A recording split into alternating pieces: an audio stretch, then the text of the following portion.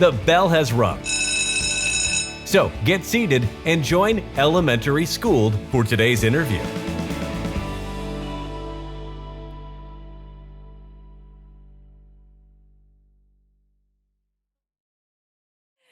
Welcome to Elementary School. This is season 2, episode 2, and I am delighted to have Dr. Michele Borba here with us today. And I'm going to give you your complete shout out. You've earned it. You deserve it. I'm just so grateful to you for accepting the invitation. Thank you. You're so welcome. Thank you.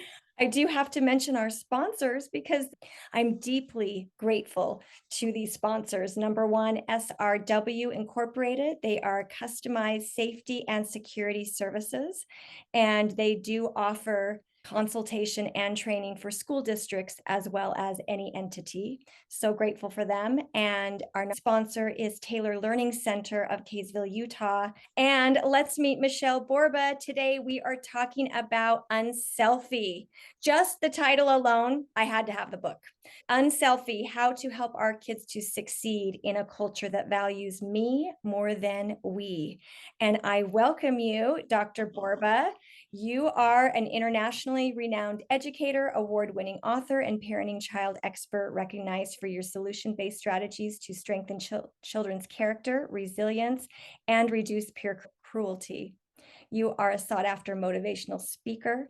You have spoken in 19 countries and 5 continents and served as a consultant to hundreds of schools and corporations. You have a long list of clients and awards. You are an NBC contributor who has appeared over 150 times on the Today Show and countless shows, including Dateline, Dr. Phil, The View, NBC Nightly News. That just names a few. You are recognized globally for your work in bullying and youth violence prevention. You are an award-winning author of over 24 books. You do have a newer book since 2017 that came out, Thrivers. I hope you'll come back next season and talk about Thrivers, surprising reasons why some kids struggle and others shine. I love that. Today, we're talking about Unselfie. And if I can just take a page out of your book, I'm going to recognize you not just for your achievements, but for your character. And just in our short conversation and back and forth through email, I know that you are just a good-hearted person helping, being a helper in this world. And that speaks to my heart. And so thank you. Oh, you're so welcome. This is just such an absolute joy and a half. And the most important thing that everybody needs to know is that you and I are alike. I started out in first grade, 101. That was my beginning year of teaching. I changed my whole life with kids. I saw that. And I saw that you did a little time in special ed. Is that right? I did. I was a special education teacher. And thank heavens I was, because it was the children who changed me, not the textbooks. Follow them. And absolutely. It's so much easier that way. Every year I say, I'm the learner. I had a lot of self-reflection because I'm a mom too of a blended family. I don't get any credit for raising my bonus sons. They were successful before I came on the scene, but I have 4 kids and our youngest just started high school. And so I had a lot of self-reflection because my older sons are in their 20s, mid-20s, and my daughters are still teenagers, 19 and almost 16. And my boys will say, well, the girls are being raised in a different time. They'll say that to me, which is true. And actually, I did a little research, and I don't know if you Google this, if anyone Googles this, there are a couple of celebrities that take credit for starting the selfie, what do you want to say, the selfie age. And I guess if you Google it, it kind of makes sense. But it is really challenging to unselfie.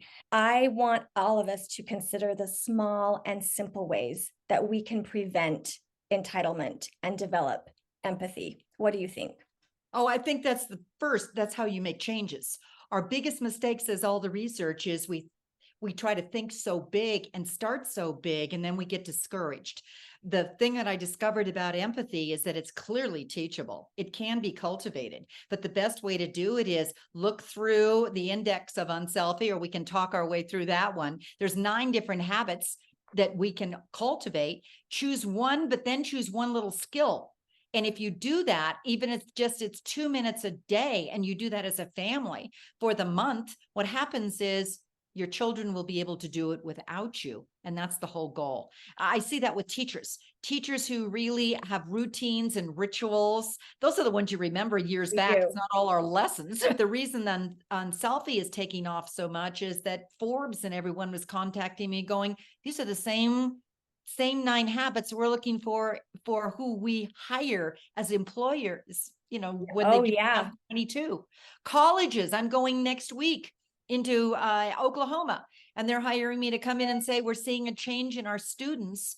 What are we going to do for the empathy of them? So let's start now. Let's start at the beginning. And boy, there's a lot we can do. Number one, emotional literacy. And there's so many good things in there. You describe a troubling trend that we have now, and I see it as a teacher and a parent. The impact that being performance driven has on our kids. Will you explain that? Yeah, it's what we're discovering is that, and this is from the CDC to the best organizations we have. And then I did focus groups with hundreds of kids. And over again, their number one source of anxiety, why are you so anxious, was the grade. I'm never going to be good enough. It was all about the test score and the rank as opposed to who I am. So when we look at that, maybe the first thing is tame your own self on how you respond to your child, because you are the mirror to how your child either can handle the anxiety or let it go. Watch it, because kids say the number one source is they don't want to let us down. Yeah. They don't want to disappoint us. The second thing is when you put so much onto the test score, even those service projects that you were talking about are done to look good on the resume, as opposed to look good to feeling better because you yourself are doing something for others. Do you have a child who has a little bit of a behavior problem, or a child who is more self-centered? You act how you see yourself to be. That's Nancy Eisenberg. And one of the best ways to flip that and help your child see themselves in a different way, every kid, my favorite chapter on, I'm going to skip this to chapter 9, was altruism, change making. Every single child told me the moment that changed them, that reduced their anxiety, where they saw themselves as a good person, was when they did something for someone else. And it wasn't planned. So let's go collect 50,000 coins and send them to Biafra. It was always done face to face. We do service wrong. And the other thing we do wrong in terms of charity is that the parents are the deliverers. He doesn't have time. So we're going to collect all the overcoats, and sweetie pie, you go to school and mommy will give it to the fire department or to the needy family. Every child said it was when that person, that look in his eyes that said, oh my gosh, I think I did something. I can do something well. He got teary-eyed. I got teary-eyed. I had to go back and get more overcoats. Every parent said, I don't know what happened, but there isn't an overcoat box in our house. The neighborhood started to go. It was finding what your child is passionate about and helping that child realize you do matter. That is the best anxiety reducer there is, and it's driven by empathy. That's good stuff. I'm going to move on to empathy habit 2, moral identity. And it just tugged at my heart over and over again, because I think we accidentally do this sometimes. I know as a teacher, we do this. Instead of praising character, we praise behavior. Will you talk about that? Yes. Yes. Yes. Yes. Yes. And as parents, we do it. As teachers, we do it. My question to you, parent, do you want a well-behaved child? Do you want them to be kind or thoughtful or honest? Then the simplest way to get them that way, other than you being the example of it, is expect it in their behavior. But the moment they do it, praise it. What we do, unfortunately, this one killed me. 77% of the time when we talk to our kids, we're acknowledging their weaknesses or their deficits. What we don't do nearly enough is say, thank you for being kind, sweetie pie, because you add the word because you opened the door for Mrs. Johnson. And did you see her smile on her face? She was so helpful and so happy because you did that. Praise, and also praise it so your child realizes it matters to you. My girlfriend had the simplest idea, and that was a 2 kind rule. She wanted her kids to be kind. And so every day, starting at age 3, she'd made a rule that when you leave this house, you're going to say or do at least 2 kind things. Now, she also realized that her kids may not know what the heck kindness was. So that was their 30-second dinner conversation every night. She even put up a little tree. Can you imagine how cute this is as a centerpiece? A branch this big. And what they did is they started making little, here's a way to be kind, with little construction paper and tying it. Well, every day you leave the house, you do at least 2 kind things, come back and dinner. What were the kind things that you did or said? What happens is kids began to get into the spiral of it, and it became part of their moral identity. You act how you see yourself to be. So if you want a kinder child or a more thoughtful child, the first thing is praise it. The second thing is be more of an example of it. The third thing is expect it, like my girlfriend did, by the way. She has 3 daughters, and they are the kindest girls you could possibly imagine. And they're in their 40s. I've watched them grow up. They're also smart. I'm not saying don't help them be smart. Yeah. But let's raise them so that we also start praising their character and not just what you get. Yeah. And I think we do that, especially at Christmas time. What do you want for Christmas this year? Instead of what are you going to give for Christmas? Yes. Because they'll think about it and answer it, but they're caught off guard by the question. Because I've done that in the classroom for so many years. I don't ask them what they want to get. What do you want to give? And sometimes they're really blown away, like, oh, I hadn't really considered that part yet. Yeah, but you can make it a charitable affair at home. The other thing we're finding is that many of our children, because they've been given so much, their appreciation level or their empathy for the person who gave them the gift goes down.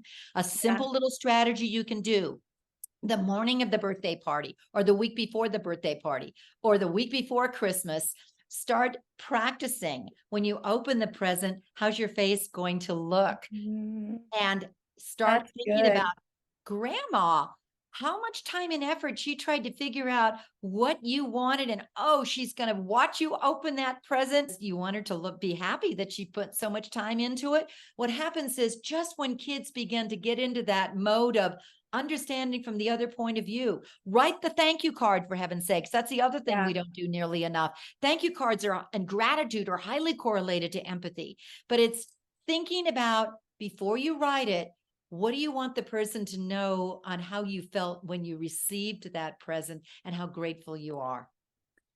Oh, beautiful. Beautiful. You say over exuberant praise is a culprit. Do we do this more with a certain child? I was wondering about that. Do you think a youngest or an oldest gets more of that? Do we know data on that? Yes, we do. We know it. I'm not going to tell you which, because it's going to make us all feel guilty. Yeah. But we do know something fascinating is that middle kids are more of a diplomat. Now, that only works if there's a 2-year spread between kids. But the reason for it is that we give the first one everything, and then we kind of let go on the last one. But the one in between seems to be a little bit more empathetic and be able to roll with the punches, because we're not so exuberant in getting into the self-esteem bandwagon, which is all wrong. We thought if we praised them and made our kids feel special, and it's all about you, that we would help raise up a happier generation. And in reality, it backfired, because that's not the way it works. You will raise a happier child if they realize they can make a difference in the world. I don't care if they're 2 or 45. So start reframing. Don't feel like you have to give them a "you're special" for every little thing you do and breathe and get the trophy for showing up. Instead, what did you do to make a difference? Start praising also the team members and not just your child. Oh, isn't that great on how you work together? Because you want to really raise a we generation of kids. They're being raised right now about me. Yeah. And did you get the award? My 15-year-old and I were actually having this conversation the other day, because she gets a lot of, when she was young, especially, a lot of praise for being the great soccer player. And now she does volleyball, the great volleyball player. And I said to her, and all this time, I said, what has been so great for me as your mom is I love watching you interact with your team. Bonus points for mom.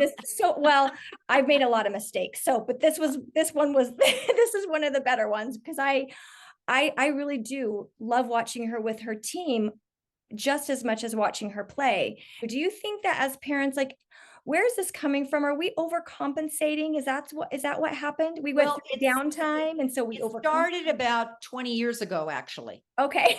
And so don't feel so bad, because it's only spiraled and gotten worse now. But let's look what happened.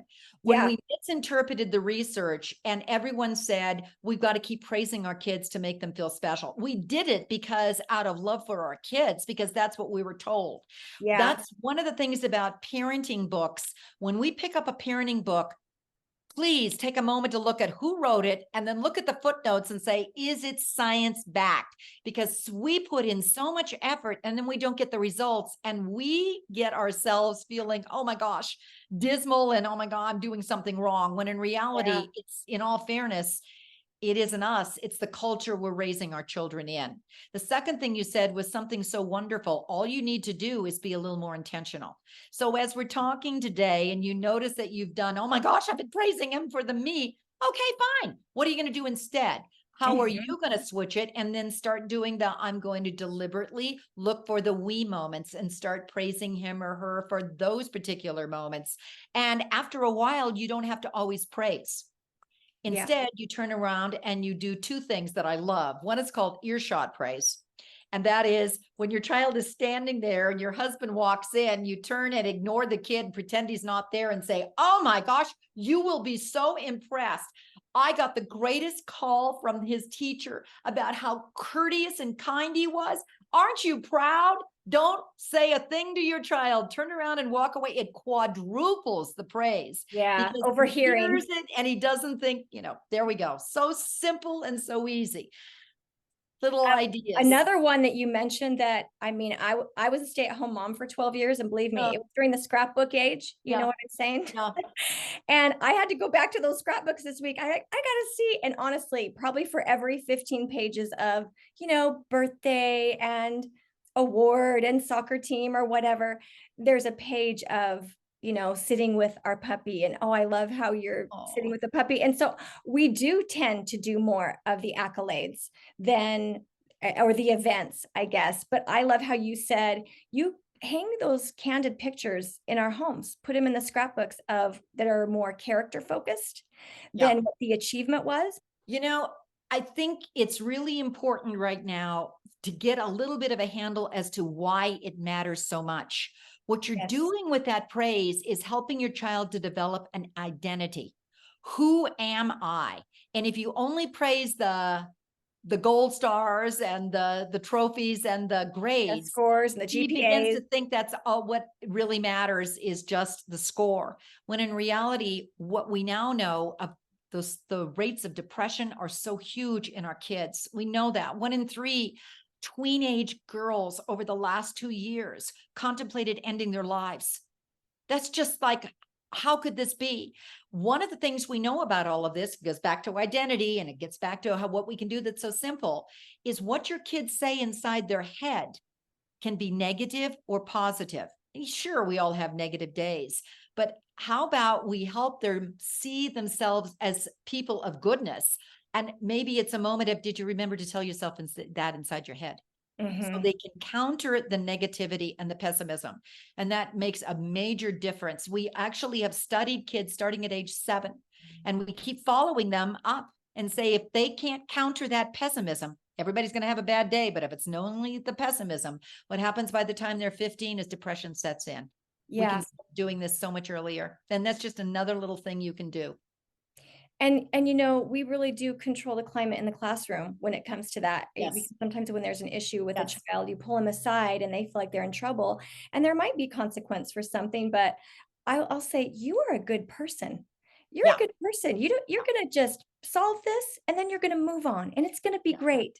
Because, we are more aware now too about, I know the word shame is kind of overused, but it's true. We want to make sure that we talk about, a behavior is different than who you are. Yeah. I love the fact that what you just brought up of shame. We know from research that shame reduces empathy. A little dose of guilt can actually instill it and help empathy. How would you feel if that happened to you? Is your discipline. And the greatest questions you can start asking, says Martin Hoffman, is how would you feel? What would you need? What would you want somebody to do for you? As you get older, hey, how do you think your friend feels? What do you Yeah. think your friend needs? What can you do to make your friend feel better? You keep asking that. Feels plus needs plus do. They've actually discovered that children are far more likely to not only be better behaved, but also have higher rates of empathy. And that's for 2-year-olds as well as teens. Martin Hoffman is a guru of gurus. So many simple little things. And that could be your simple thing you want to do in your home. Feels plus needs as the question. Talk about the word help and helper. I thought that was fascinating. Oh, I love that study. What they found is that if you praise a child for a noun, so they see themselves as, thank you for being such a helper, it's more likely to internalize the image as opposed to, thank you for helping, or do it as a verb tense. So again, here's what we know from all of this. Simple little switches can make a major difference in how our kids turn out, reducing their depression, raising healthier, happier human beings, boosting their empathy. But don't try too much. What we've discovered is, and your kid will never let you read another book. Instead, one thing that you want to do from everything we've talked about, maybe you're just going to adopt feels plus needs. But remember something, there's a scaffolding. You can't do the question feels plus needs unless your child has first emotional literacy. He knows what feelings are. So they all keep adding and adding and adding, just like good parenting. We just keep flipping it up. And that's how we make up. And building this foundation. Yeah. I loved the part about talking about discipline. And you have a line in there that says, yelling is our modern day spanking. Yes, we've done it because we think, okay, I'm not going to spank anymore, but what am I going to do instead? And so what we've discovered is that we actually, as parents, and in all fairness to us, we're a little more stressed and anxious after the last 3 years. We're yelling a lot more. And we've also discovered that ruins havoc with our children, because in reality, one of the habits of Unselfie and empathy is having self-control. If you are in a situation in your school or in your classroom or at home where it doesn't feel like there's a calm space to be able to just decompress, it just keeps building and building and building and building. So here's some solutions when you go, oh my gosh, I've been yelling. First, admit it. How great. You don't have to put a poster on your front yard, but just tell yourself, I've been yelling. Second of all, realize something. And maybe you can also tune into your kids. You're not stressed 24/7. When are you most likely to yell? You'll find that maybe it's the witching hour at 5 o'clock when you're trying to get the dinner done, or it's always at breakfast time when you're trying to get everything going. Once you identify the time and the place, you can come up with a simple little solution that'll help you be a little more relaxed. If it's always yelling of, where's your backpack? Then your new rule is, as a habit, let's all put our backpacks by the front door before you go to sleep, including my keys when I don't know where they are, and my purse, I'm going to put them right there. The second thing you can do that I love, what parents told me, is they're creating calm down spaces in their homes. These aren't timeouts. These are calm down spaces where everybody in the house creates a place in your bedroom, or for little kids, it could be in your living room, where it could be a pillow, or it could be earphones, or it could be what helps you relax. And the fascinating thing is it takes a while for kids to be able to figure out what helps me calm down. But once they do, oh, it's a godsend.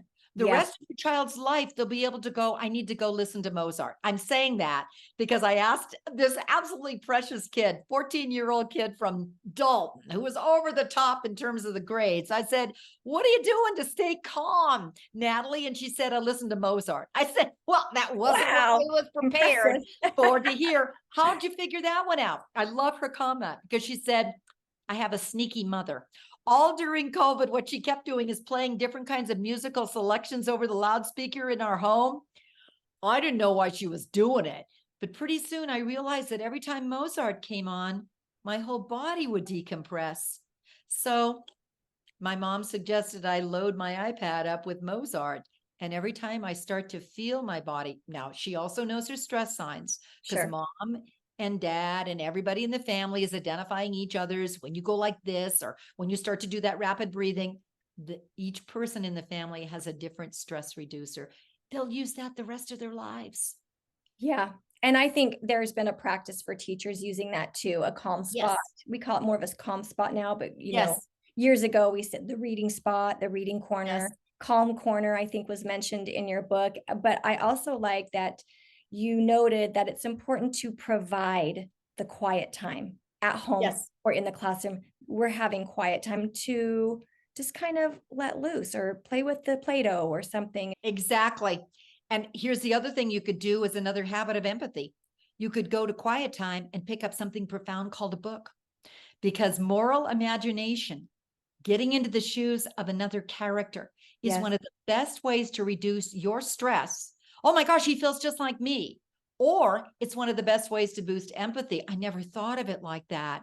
Exposing your kids to differences is absolutely glorious, because now they step out of their shoes and they're more likely to think we, not me, because they're seeing and understanding that everybody has the same needs, but they may not have the same thing in their closets, or they may not have the same shoes on their feet. We are also discovering the new research is we're giving our kids iPads to read from. And we're now looking at the exact opposite. Your children will be more likely to be a deeper reader if you give something profound called a real book. Yeah. Give them a book at the beginning, because not only will they more be engaged in the book, they'll learn to love reading more. Later on, you can give them the Kindle and the iPad, but right now, start with that and Start look with the at book. books you're Yeah. reading. One of the best ways you can do, you want to calm down corner and moral imagination in books. Cover your dining room table with a sheet. It's a reading fort. Every day, everybody goes at 7 o'clock at night. Maybe that's your quiet time. You get the dogs and the flashlights, and everybody reads books together, or you can read out loud. You want your own empathy to go up as a mom, as a dad, read literary fiction. And I'm not talking 50 Shades of Grey, Bel Canto, all the light you cannot see. When you can step into the shoes of the character, or listen to those books that you can remember when you were a child, you'll never forget them because you remember the character. It's a wonderful way to boost empathy for our kids. Do you think there's any correlation? Well, I'm sure there is. I just don't know if it's been studied, a correlation with, there's a lot of crime and murder mysteries that are podcasted and Netflix. And all I'm saying by that is I had a second grader one year that was exhibiting a lot of anxiety. And this is a great family. I talked to the parents and we couldn't quite figure out where this is coming from. Well, later in a writing piece, she talked about how she was watching a popular Netflix series with the older siblings. She had a sister that was in college. I don't think parents even knew that she was watching this, and it was creating a lot of anxiety because her brain just wasn't ready for that yet. Well, thank you for bringing that up, because our brains aren't ready for it either. One of the most dismal things we've discovered is the late breaking news that is true news. We're talking, why is the number one concern about American children guns and shooting in my school? That's number one right now. They can't feel safe when they walk in. They're scared to death of that. Climate change is horrifically scary. I'm looking at right now, another hurricane hitting Florida. We're looking at images that are startling and concerning. And what we now know is that if you continue to see such images, parents, I really want you to be cautious of this. If your child continues to see them, what creates is called mean world syndrome. It's by George Gerber. So you see the world as a mean and scary place. Your empathy goes down, your anxiety goes up. And when you say, but I don't have a choice of what goes on in the world, oh yeah, you do. You have a choice of, number one, you can start good news reports every day around the dinner table. Start cutting out incredible stories. I mean, I cry myself every day looking at stories about real children who are making a difference in the world. We're talking just the neighborhood kids down the street. And what you do is you share those stories, and it actually elevates. It's called an elevating experience. It elevates empathy. Kids begin to see, well, I can do that too. Yes, you can. And then you can start into the goal setting. That's a wonderful way to boost empathy. During COVID, what I finally realized is that I couldn't keep watching the news. So I did something down, turned it off, and subscribed to a real life thing called a newspaper.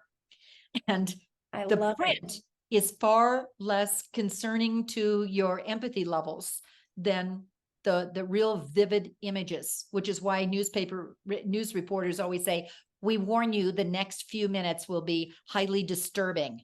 Don't watch them. So if we're saturating ourselves in crisis stories, we become reactors, or it just really affects our emotional stamina.